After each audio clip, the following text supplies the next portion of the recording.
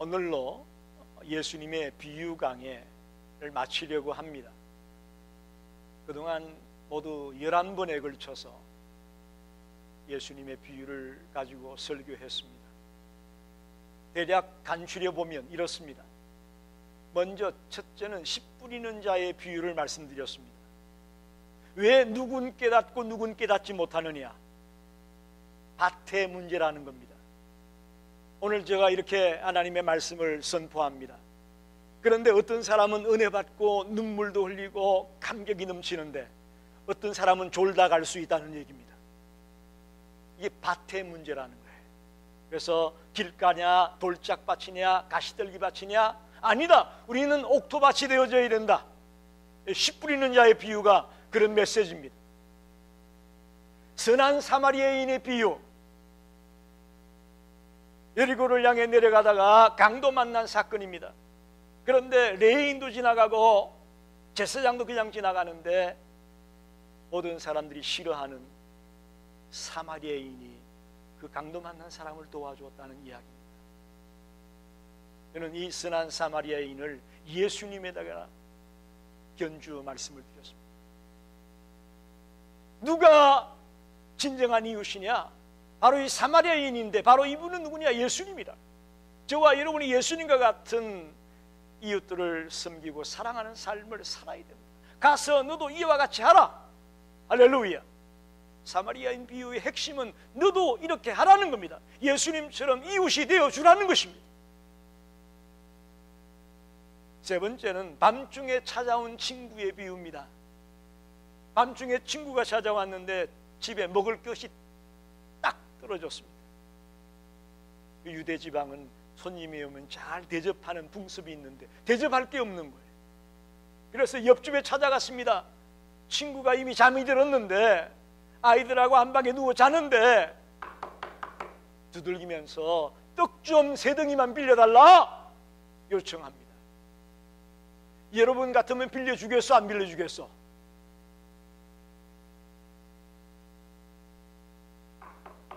계속 두들깁니다. 야, 우리 다 자. 못 줘. 그래도 안 갑니다. 질겨요, 아주. 그랬더니 이 자고 있던 친구가 하는 말이, 벗됨을 인해서 너가 친구기 때문에 내가 주는 게 아니고 너의 그 간청하는 것 때문에 내가 주겠다. 간청하는 것 때문에. 우리의 기도가 이렇게 간청하는 기도가 되기를 원합니다. 하나님 뭐 해주시려면 해주시고 말라면 말고, 그런 식의 기도가 아니고 말입니다. 이거 아니면 안 됩니다. 하나님이 가면 안 돼요. 간절히 간청하는 기도가 하나님이 역사하고 응답하는 기도임을 가르쳐 주려고 밤중에 찾아온 친구의 비유를 말씀하고 있습니다. 네 번째, 탕자의 비유였습니다. 탕자의 비유. 우리는 보통 둘째 아들 재산 갖고 딴 데 가서 다 써버린 둘째 아들만 탕자가 아니냐. 그런데 그래도 둘째 아들은 돌아올 가능성이라도 있었지만 첫째 아들, 그 집에 함께 살고 있던 첫째 아들, 그도 탕자나 마찬가지라는 거죠. 돌아온 동생이 자기 재산이 동생에게 갈까봐 혹시나 하는 근심 때문에 동생을 환영하지 못하고 있는 그 첫째 아들이야말로 탕자일 수 있어요. 여러분, 우리 모두가 주님 앞에서 탕자와 같은 모습임을 인식하고 이제부터 바르게 살자라는 얘기입니다. 불의한 정직이의 비유. 주인의 것을 자기 마음대로 썼어요. 그래서 주인이 소문을 듣고 너 그만둬. 이제 넌 우리 집 청지기가 아니야. 자르려고 하니까 이 불의한 청지기가 어떻게 합니까? 주인의 것을 빌려준 사람들 일일이 찾아가 가지고 쌀 100말 빌렸다 그러면 50말 절반으로 탁 깎아주는 거예요. 그렇게 써. 빨리 써. 완전히 주인의 것을 가지고 빚을 탕감해 주듯이 했어요. 그걸 보고 이 주인이 하는 말이 참 지혜롭다고 얘기합니다. 주님을 모르는 불의한 자이지만 지혜롭게 행동했다. 그 이유는 그가 자기의 마지막을 준비했다는 거예요. 예? 주인에게 쫓겨나서 먹을 게 없으면 누가 도와주겠어요?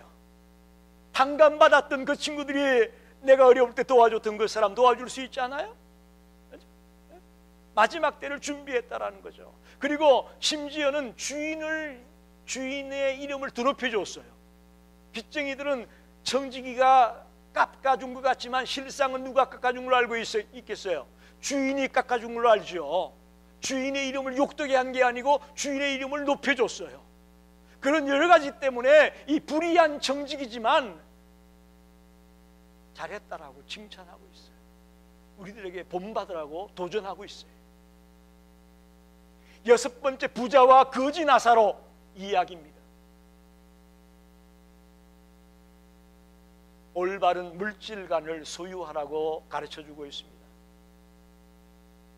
부자와 거지 나사로의 얘기는 물질관에 대한 이야기를 가르쳐주고 있습니다. 가부와 불의한 재판관의 비유는 항상 기도하고 낭낭치 말아야 된다라는 것을 가르치고 있습니다. 조금 기도하다가 안 된다고 포기하고 멈추지 말고 끊임없이 기도할 것을 요청합니다. 그러면 분명히 때가 되면 하나님이 응답해 주시겠다고 약속하는 메시지가 가부와 불의한 재판관의 비유 이야기입니다.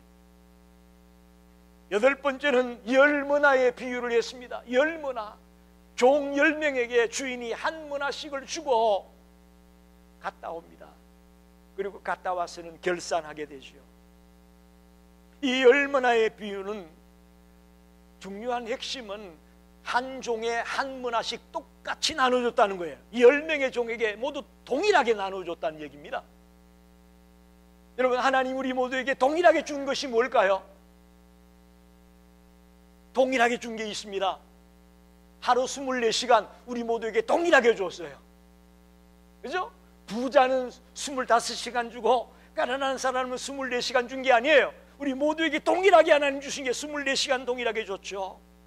그뿐만 아니에요. 우리 모두에게 동일하게 준 게 있습니다. 그게 뭐예요? 복음이라는 거예요. 가스펠이라는 거예요. 예수 그리스도를 믿으라, 그리하면 너와 내 집이 구원을 얻을 것이라는 이 복음, 이거 우리 모두에게 동일하게 준 메시지란 말이죠. 어떤 사람은 그 복음을 듣고 열심히 그 복음을 믿고 순종하며 충성하는 삶을 살았던 반면에, 그렇지 못한 사람들은 듣고도 잃어버리고 내팽개치고 소홀히 여겼던 사람들, 결산할 때에 엄청난 차이가 있다라는 것이죠. 곡식과 가라지의 비유, 교회 안에 가라지가 있을 수 있다라는 거예요. 교회는 알곡만 모여 있는 곳이 아닙니다. 많은 분들이 왜 교회에 그렇게 문제가 많냐? 성경에도 교회에 문제가 있다고 얘기합니다. 특별히 고린도 교회 같은 경우는 얼마나 문제가 많았습니까? LA나 뉴욕 쪽의 교회보다는 시카고에 있는 교회들이 문제가 많습니다. 왜 그런지는 모르겠어요. 그러나 분명한 것은 교회 아니라고 해서 다 알곡만 모여 있는 것은 아니라는 거예요. 그래서 잘못된 무리가 교회 안에 있다면 근징을 해야 됩니다. 깨닫게 해줘야 돼요. 그러나 내팽개치지 말고 사랑하고 그들이 돌아올 수 있도록 이끌어주는 역할을 감당하라고 말하고 있습니다. 그게 알곡과 가라지 비유입니다. 10번째, 열처녀의 비유를 얘기했습니다. 열처녀의 비유,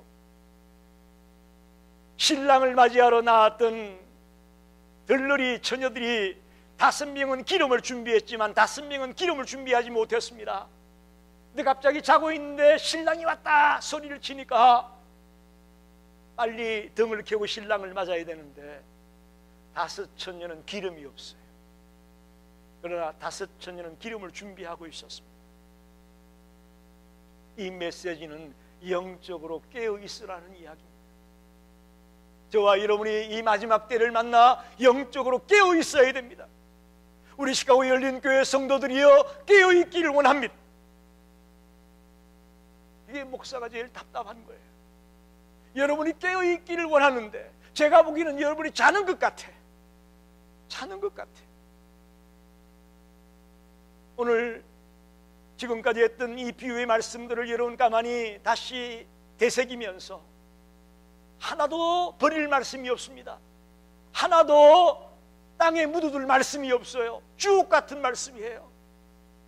이거 붙들고 살면 여러분의 삶에 변화가 일어납니다. 할렐루야. 이거 붙들고 살면 분명히 역사가 일어납니다. 문제는 붙들고 살지 않는다는 거예요. 지난주에 했던 메시지가 혼인잔치의 비유였습니다. 혼인잔치의 비유. 청함을 받은 자는 많았지만 택함을 받은 자는 적었다. 여러분, 이 교회 안에 들어왔다고 다 구원받는 것이 아니라는 것입니다. 누가 구원을 받는 거냐? 택함을 입은 자가. 즉 택함을 입은 자는 누구냐? 예복을 입고 그 초청한 자리에 들어와 앉아 있어야 된다는 것이죠. 그 예복이 뭐냐? 예수 그리스도를 믿음으로 말미암아 의롭다함을 얻은 자, 즉 의의 옷을 입은 자, 그가 예복을 입은 자라. 아무리 교회에 나와도 예수 그리스도를 나의 구주로 영접하지 않은 자는 택함을 받은 자가 아닙니다. 우리 시카고 열린교회 모든 성도들이 청함만 받은 자가 되지 말고 택함을 받은 자가 되길 바랍니다. 예수님을 나의 구주로 영접함으로 믿음으로 의롭다함을 얻은 의의 옷을 입은 자가 되시길 바랍니다. 그게 바로 택함을 받은 자. 이렇게 모두 11번에 걸쳐서 비유를 말씀드렸습니다. 오늘 예수 비유 강의 마지막 시간은 달란트 비유입니다. 여러분이 너무나 잘 아는 달란트 비유. 이 달란트 비유를 이해하기 위해서는 달란트가 뭐냐라는 것을 먼저 알아야 됩니다. 달란트, 헬라어로는 달란톤이라고 했어요. 달란톤. 영어로 번역이 되면서 달란트라고 되어져 있는데, 이거는 그 당시에 중량의 단위입니다. 무게를 재는 단위란 말입니다. 그런데 그것이 이제 금 한 달란트냐, 은 한 달란트냐, 동 한 달란트냐에 따라서 달라지는 거죠. 그죠? 그래서 중량의 단위지만 화폐의 단위로도 쓰여졌습니다. 여러분, 금 한 달란트와 동 한 달란트가 같겠습니까? 다르겠습니까? 엄청난 차이가 있는 거죠. 놀라운 것은 시대마다 달란트가 달랐어요. 달란트의 무게가. 예수님 당시가 로마의 치하에 있었으니까 이 당시의 달란트는 약 32kg, 한 달란트가 32kg이라는 거예요. 파운드로 말하면 약 71파운드 정도의 무게가 나가는 것입니다. 금이 약 71파운드가 된다고 생각해 보세요. 작은 돈이 아니에요. 그 당시의 통계에 의하면 금 한 달란트는 6천 데나리온의 값이 있었다. 6천 데나리온. 한 데나리온이 뭐죠?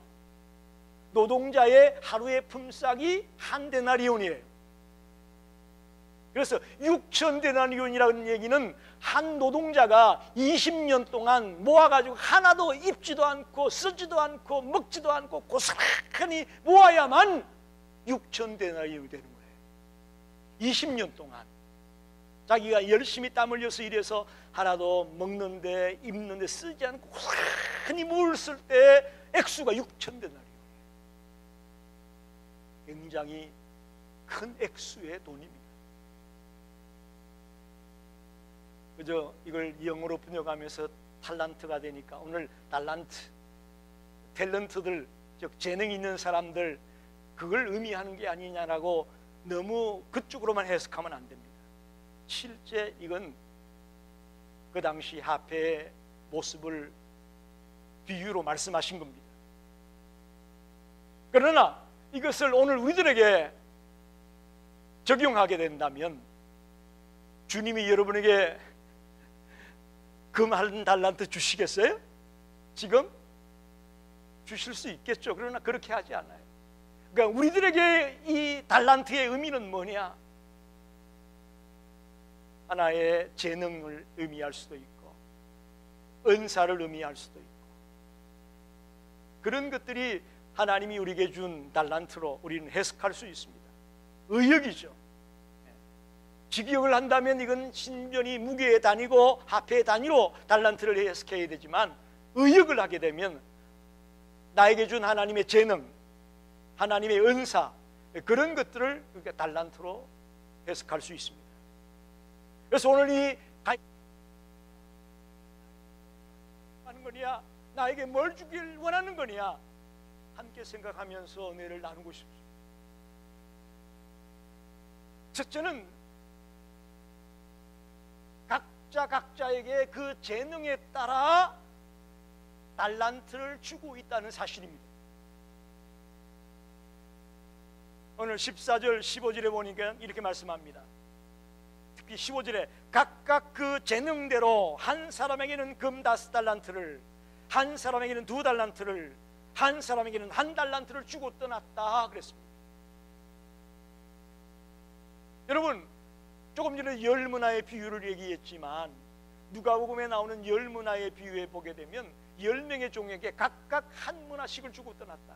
모든 사람에게 동일한 것을 주고 갔다는 거죠. 그런데 오늘 이 달란트 비유에 와서 다른 점은 뭐냐? 한 사람에게는 5달란트를 주고, 한 사람에게는 2달란트를 주고, 한 사람에게는 1달란트를 주었다는 거예요. 차등을 뒀어요. 왜 어떻게 한 거냐? 재능에 따라 그렇게 맡겼다라는 얘기입니다. 재능대로 맡겼다. 여기서 말하는 주인은 하나님을 말하고 있고, 종은 우리 성도들을 말하고 있고, 달란트는 우리에게 주어진 은사나 재능을 의미한다고 볼 수 있습니다. 즉 하나님 우리 각자의 재능을, 각자의 그 성품이나 기질이나 이런 모든 것들을 너무나 잘 아시는 분입니다. 왜? 하나님 우리를 만드셨으니까. 할렐루야. 하나님보다 우리를 더 잘 아는 분은 없습니다. 심지어는 나보다도 더 하나님이 나를 더 잘 아십니다. 동의하십니까? 네, 하나님이 나보다 나를 더 잘 아신다고요. 그렇기 때문에 하나님이 익성아, 너는 이거야, 넌 이거야, 나에게 맞는 것 이거라는 걸 가장 잘 아시는 분이 하나님이에요. 그래서 그 재능대로 맡겨주신다는 거죠.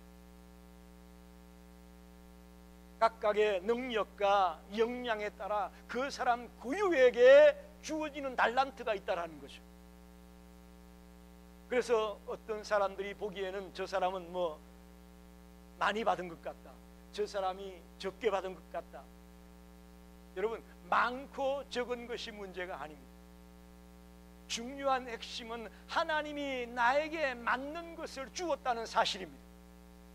그래서 많이 가진 것 부러워할 것도 없고 조금 못 가진 것 서러워할 것도 없습니다. 할렐루야. 옆에 분 보고 얘기합시다. 인사합시다. 우리 서러워하지 말자. 서러워하지 말자. 또 인사합시다. 우리 부러워하지 말자. 부러워할 것도 없고요, 서러워할 것도 없어요. 어떤 사람은 찬양단이나 중창단이 되는 그런 달란트를 맡겨줄 수도 있고요, 어떤 사람은 사업가의 달란트를 줄 수도 있습니다. 어떤 사람은 정치가의 달란트를 줄 수도 있어요. 어떤 사람에게는 과학자의 달란트를 줄 수도 있어요. 어떤 사람에게는 아이들을 잘 가르치는 교사의 달란트를 줄 수도 있어요. 어떤 사람은 서로 싸움박질 난 사람들을 잘 화해시키는 그런 달란트를 주신 분도 있어요. 할렐루야. 우리 개개인마다 그들에게 꼭 맞는 그 재능에 따라 하나님은 맡겨주신다는 사실입니다. 그렇기 때문에 저와 여러분이 먼저 알아야 될 것은 하나님이 나에게 준 달란트가 뭐냐라는 것을 알아야 됩니다. 할렐루야. 여러분 아셨나요? 하나님이 여러분에게 무슨 달란트 주셨는지 아셨나요? 왜 대답이 없으십니까? 아직 발견을 못하셨나요? 이제라도 발견하시기 바랍니다. 이제라도 발견하십시오. 먼저 하나님이 나에게 이걸 맡겨주었구나라는 것을 분명히 알아야 됩니다. 분명히 알아야 됩니다. 그리고 그 달란트를 발견하면 그 다음엔 뭐 해야 되죠? 땅속에 묻어둬야 되나요? 잘 활용을 해야 됩니다. 잘 활용을 해야 돼요. 가끔 사모가 그런 얘기를 한 적이 있어요. 아, 내가 피아노를 좀 열심히 더 배워놓을 걸 후회를 해요. 유치원할 때 아이들을 가르치면서 반주를 좀 했었는데 사모일이 뭐 좀 많습니까? 그러다 보니까 슬금슬금 반주를 안 했더니 하나님이 그 줬던 걸 싹 빼앗아 가버렸어. 여러분 그렇습니다. 하나님이 준 달란트를 여러분이 활용을 안 하면요, 하나님 가져가셔요. 여러분 손해입니다. 손해예요. 근데 요즘 우리 손녀딸 예지가 피아노를 배우는데 피아노를 열심히 또 옆에서 코칭을 하다 보니까 요즘 또 반주가 또 새록새록 살아나는 것 같아. 주일날 예배 때 반주할 정도는 아니지만 이 얘기는 뭐냐? 하나님이 우리에게 준 은사가 있다면 그걸 땅속에 묻어두라고 준 게 아니라는 거예요. 활용하라는 거예요. 활용을 하라는 거예요. 그 사람이 지혜로운 사람입니다. 우리에게 주신 달란트를 가지고 주님이 기뻐하는 열매를 맺기 원하십니다. 특별히 우리가 꼭 기억해야 될 것은 사람마다 똑같이 주지 않는다는 거예요. 똑같이 주지 않는다. 각 사람의 재능을 따라 주셨다는 거죠. 그러니까 결코 어느 누구에게도 그 주어진 사명이 버겁거나 감당하기 힘든 것은 없습니다. 그 사람에게 꼭 맞는 것을 주시고 있기 때문에 그렇습니다. 그래서 누가 좀 많이 가졌다고 부러워할 것도 없고 좀 못 가졌다고 스러워할 것도 없다는 말이 그런 말입니다. 나에게 꼭 맞는 것이에요. 꼭 맞는 것이에요. 여러분, 하나님이 여러분에게 준 달란트가 난 무거워서 감당을 못하겠어 라는 생각이 있다면 여러분 그 생각을 바꾸세요. 하나님이 나에게 이걸 감당할 수 있기 때문에 맡겨주었다라고 믿으시길 바랍니다. 그러면 그걸 열심히 쓰시는 거예요. 열심히 쓰시는 거예요. 또 하나는 하나님이 하필 남들에겐 좋은 거 다 주고 나에겐 이걸 줬어. 아이고 참 하나님 나를 별로 안 좋아하나 봐. 이런 마음을 가졌다면 그것도 바꾸셔야 돼요. 하나님이 나에겐 그게 어울리기 때문에 그걸 주신 거예요. 할렐루야. 그래서 첫째는 재능을 따라 주었다는 것을 기억하고 그 주신 달란트를 발견한 이후에는 열심히 그것으로 열매를 맺고 주님이 기뻐하는 일에 앞장을 서는 성도들이 다 되기를 주의 이름으로 축원합니다. 두 번째는 하나님의 뜻을 바로 알아야 실패하지 않는다. 5달란트, 2달란트, 1달란트 받은 사람이 있었는데 1달란트 받은 사람은 하나님의 뜻을 제대로 알지 못했기 때문에 실패했다. 저는 이렇게 봅니다. 5달란트 받은 사람은 또 5을 남겼다고 말하고 2달란트 받은 사람은 또 2달란트를 남겼습니다.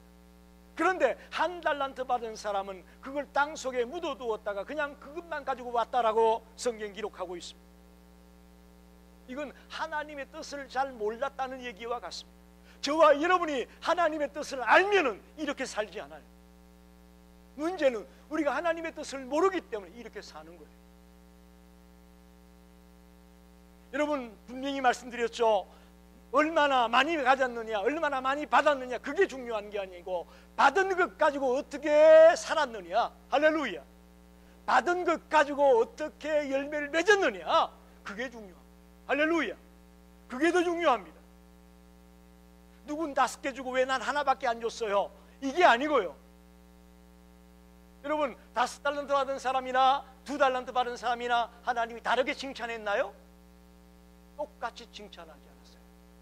착하고 충성된 종아 잘하였다. 똑같이 칭찬하고 있습니다. 그렇기 때문에 누가 얼마나 많이 받았느냐가 포커스가 아니고 그 받은 것 가지고 어떻게 활용했느냐, 어떻게 열매 맺었느냐, 거기에 포커스가 있는 거예요. 많이 받았는데 엉망진창으로 사는 것보다는 비록 작게 받았지만 그걸 가지고 최선을 다하는 삶을 사는 자가 훨씬 더 귀하고 가치 있다고 저는 봅니다. 한 달란트 받는 자의 모습을 좀 보게 되면 본문의 24절 25절 이렇게 말합니다. 주인이여 당신은 굳은 사람이라 하나님을 완고한 사람이라고 그는 봤다는 거예요. 심지 않은 데서 거두고 해치지 않은 데서 모으는 줄을 내가 알았다. 노동의 대가를 착시하는 사람으로 봤다는 거예요. 하나님을 우리가 열심히 노동한 것을 빼앗아가는 사람으로 알았다라는 거예요. 그리고 두려워하여 나가서 당신의 달란트를 땅에 감추어도 하나님을 두려워하기만 했다는 거예요. 여러분 어떻습니까? 이 한 달란트 받은 사람이 하나님의 뜻을 바로 알았나요? 잘못 알았나요? 잘못 알았죠. 하나님 완고한 분 아니에요. 노동의 대가를 착취해가는 하나님이 아니에요. 우리에게 괜히 엄포나 놓고 벌 주려고 으르릉 하는 하나님이 아니에요.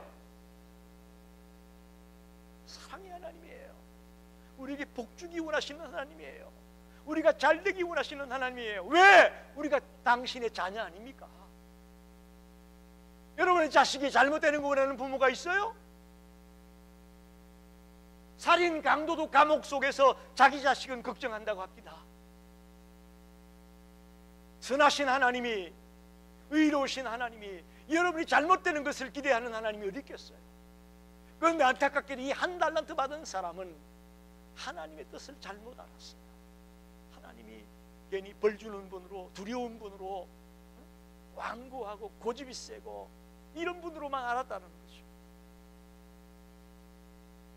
여러분, 저와 여러분이 하나님의 뜻을 분명히 알아야 됩니다. 저를 보세요. 우리가 어디서 하나님의 뜻을 알 수가 있을까요? 어디에서? 할렐루야! 그렇습니다. 여러분의 손에 들려있는 성경 말씀에서 우리 하나님의 뜻을 발견할 수 있습니다. 이걸 특별계시라고 하는데 하나님이 우리에게 자신을 보여준 거예요. 계시라는 것은 감추었던 것을 이렇게 드러내는 것이 계시입니다. 하나님에 대한 것 아무도 몰랐어요. 그러나 하나님이 특별 계시를 통해 우리에게 자신을 이렇게 드러내 보여주었어요. 그게 뭐냐? 바이블이에요.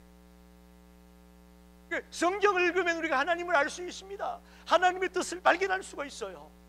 하나님의 뜻을 아는 자는 실패하지 않습니다. 하나님의 뜻을 모르기 때문에 실패하는 거예요. 또 개중에는 하나님의 뜻을 알아도 그걸 안 하려고 하는 사람이 있어요. 그건 어떤 사람이냐? 교만한 사람이에요. 자기가 잘났다는 거예요. 자기가 하나님보다 더 잘났다는 거예요. 교만해서 하나님의 뜻을 알고도 실천하지 않고 행동에 옮기지 않는 사람이 있을 수 있습니다. 그래서 게으르고 나태하고 주어진 책임을 다하지 못하는 안타까운 인생들이 우리 주변에 있을 수 있습니다. 그러니 오늘 시간부터 하나님의 말씀을 깊이 읽고 묵상하는 가운데 하나님의 뜻을 발견하고 그 뜻에 순종하는 삶을 살기를 간절히 축원합니다. 그러면 우리 실패하지 않아요. 여기서 말하는 이 실패가 세상적인 실패, 세상적인 성공 그런 거 아닙니다. 주님 앞에서 절대 실패하지 않는 인생이 되리라고 믿습니다. 마지막으로 하나님 앞에서 언젠가는 결산할 날이 있다는 것을 가르치고 있습니다. 이 달란트 비유의 가장 키포인트 중에 하나는 마지막 날에 결산할 날이 온다라는 사실입니다. 오늘 19절에 보니까 오랜 후에 그 종들의 주인이 돌아와 그들과 결산할세 그랬어요. 결산할세. 여기 오랜 후라는 것은 주님의 재림이 우리가 생각했던 것보다 좀 늦어질 수 있다라는 그런 의미가 담겨 있습니다. 돌아왔다는 얘기는 재림하시는 예수님을 말합니다. 오랜 후에 종의 주인이 돌아와 결산한다, 회개하겠다는 겁니다. 우리가 연말이 되면 연말 결산하지 않습니까? 저와 여러분의 인생을 결산할 날이 온다라는 겁니다. 성경은 곳곳에 우리의 삶에 결산할 때가 있다, 끝이 있다라고 말합니다. 기독교의 시간과는 시작이 있고 끝이 있습니다. 이 불교 같은 경우는 유네스를 얘기하지 않습니까? 빙빙 도는 거예요. 이 땅에 살 때는 사람으로 살다가 다음에 태어날 땐 개로 태어나고 또 좀 잘 살게 되면 뭐 좀 좋은 곳으로 태어나고 뺑뺑뺑뺑 돈다고 유네스를 얘기합니다만은 우리 기독교의 시간과는 시작이 있고 끝이 있습니다. 알파와 오메가라고 말씀하지 않습니까?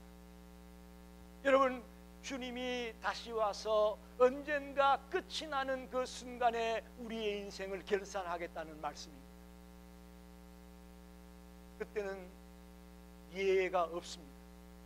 아무도 예외가 없습니다. 우리 모두가 누구나 주님 앞에 서서 결산을 해야 된다는 사실. 목사도, 권사님, 집사님, 중창단, 찬양, 사모, 모든 성도들이, 모든 하나님의 자녀들이 주님 앞에서 결산해야 된다는 사실. 그 결산을 듣고 주님께서 상을 주기도 하고 벌을 주기도 하신다고 말합니다.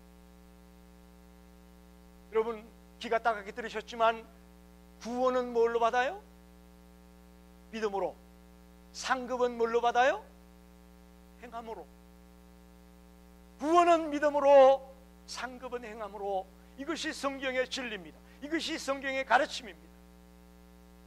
결산할 때에 하나님의 뜻에 합당한 삶을 사는 자에게는 상이,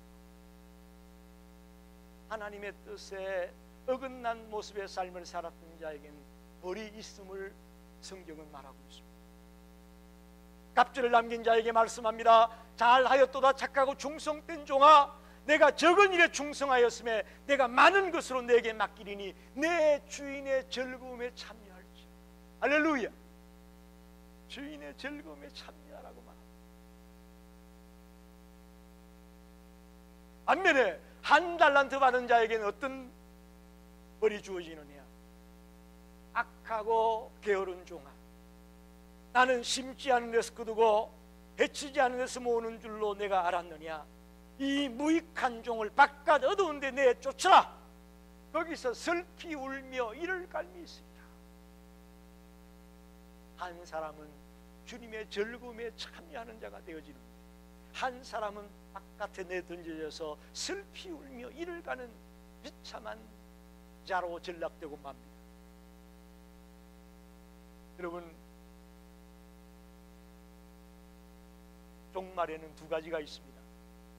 우주적인 종말, 이 지구의 종말이 있을 수 있고, 가깝게는 내 개인의 종말이 있습니다. 어느 게 더 빨리 올지는 우리가 알 수 없어요. 그러나 우리의 인생이 오늘 의학이 발달하고 삶이 좋아지면서 100세 인생이 되었다고 하는데 끝이 있습니다. 개인이 종말이 먼저 올지 이 우주적인 종말이 먼저 올지는 알 수 없지만 언젠가는 끝이 있습니다. 그 날은 결산하는 날입니다. 그때 여러분, 오늘 5달란트와 2달란트 받은 사람처럼 잘하였도다 착하고 충성된 종아, 나의 이 즐거움의 자리에 참여하는 자가 되어라 라고 주님의 상을 받을 수 있는 그런 자리에 들어가시기를 간절히 축원합니다. 이 악하고 게으른 종아, 그러면서 바깥에 쫓아내가지고 슬피 울며 이를 갈고 앉지 않는 그런 처량한 신세로 전락하신 거예요. 정말 주님 앞에 칭찬 들을 수 있는 그런 믿음의 사람들이 되시기를 바랍니다. 결론을 내립니다. 오늘 달란트 비유는 주님께서 우리의 재능에 맞게 달란트를 주셨다라는 것입니다. 우리의 성품과 기질과 능력에 딱 맞는 일을 맡겼다는 이야기입니다. 어떤 사람에겐 5을, 어떤 사람에겐 2를, 어떤 사람에겐 하나를 맡겼다는 것은 잘나고 못나고의 문제가 아니에요. 그 능력을 잘 활용하고 그것 가지고 주님이 기뻐하는 일을 하라고 하는 거예요. 많고 적음의 차이가 아니라는 것입니다. 그렇기 때문에 불평하거나 원망하거나 시비 걸지 마세요. 왜 누구는 저렇게 주고 왜 나는 이렇게 주고, 그거 어리석은 짓이에요. 그거 어리석은 짓이에요.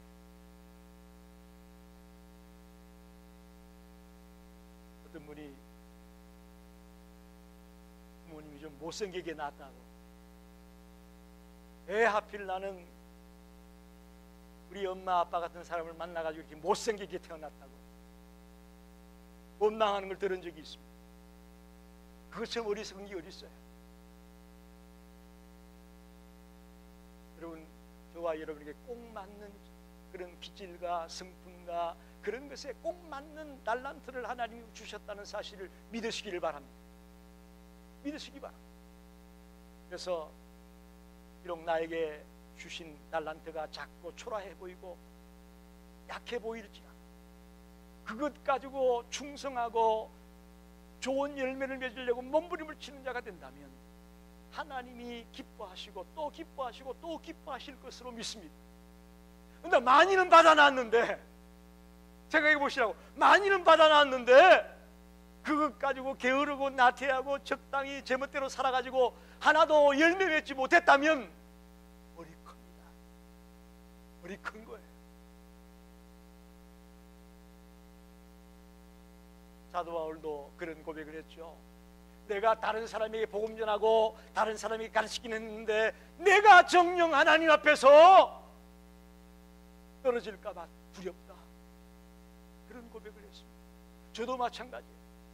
저도 여러분 앞에 주일마다 설교하고 뭐 가르치고 기도하고 한다고 했는데 주님 앞에 섰을 때 과연 내가 어떤 모습으로 설 것인가, 이게 늘 두려운 거예요. 늘 두려운 거예요.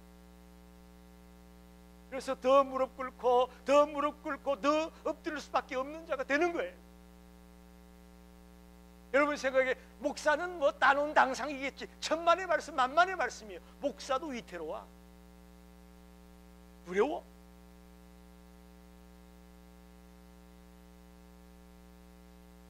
너무 작은 것 맡았다고 컴플레인 하지 말고, 너무 큰 것 맡았다고 의시되지 말고, 중요한 것은 맡은 것을 가지고 얼마나 충실하게 성실하게 살았느냐라는 거예요. 그리고 꼭 하나 기억할 것은 마지막 때에 결산한다는 거예요. 결산한다는 거예요. 이제 여러분이 지금까지 사는 동안 어떻게 살았는지 모르겠습니다만은 오늘 이 말씀을 듣고 나서부터 내가 주님 앞에 섰을 때에 결산할 것이 있는 자가 되어야 되겠구나. 뭔가 주님이 원하는 그 결산을 남길 수 있는 자가 되어야 되겠구나라고 다짐하는 성도가 되길 바랍니다. 그게 이 설교를 들은 자의 바른 자세고 이 설교를 들은 자의 바른 행동의 결과입니다. 여러분이 이것 듣고 정신 먹으면서 싹 잊어버리면 소용없습니다. 오늘부터 결산할 날이 있다고 했다. 그동안 내가 너무 남긴 게 없었는데 이제부터라도 하나님이 주신 것 가지고 정말 아름답게 남겨야 되겠구나 라고 다짐하는 저와 여러분이 되기를 간절히 소원합니다. 기도하겠습니다.